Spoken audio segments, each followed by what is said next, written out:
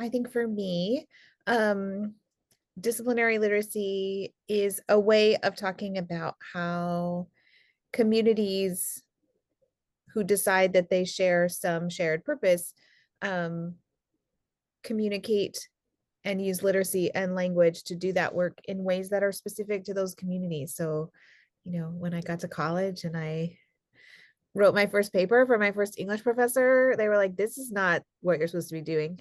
And I was like, this is what we did in high school. And they're like, this is college. This is different. Um, and then I went to like political science and wrote something that I would have written for English. And they were like, absolutely not. This is all wrong.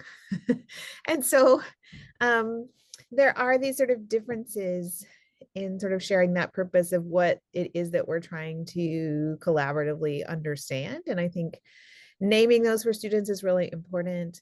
And also, my co-authors know this about me. I've been thinking a lot about those norms and where they come from and who's traditionally had access to participate and how much teachers actually get to have an agentic role in thinking about how they want to invite students to be part of those communities and how, sometimes in classrooms, we don't even think of the work as issuing those sorts of invitations. We think of, getting through the MCAS test, which is the state test here in Massachusetts, and not sort of beyond that into what people actually do with knowledge and understanding and skills in these sort of particular domains. And um, it is in always, and I think forever will be interesting to me to think about naming those domains, making them visible, and then thinking about how they could be more equitable and inclusive and expansive um, for a group of students who may not have thought of themselves as like people who might grow up and join some of these particular communities. And that part feels important to me.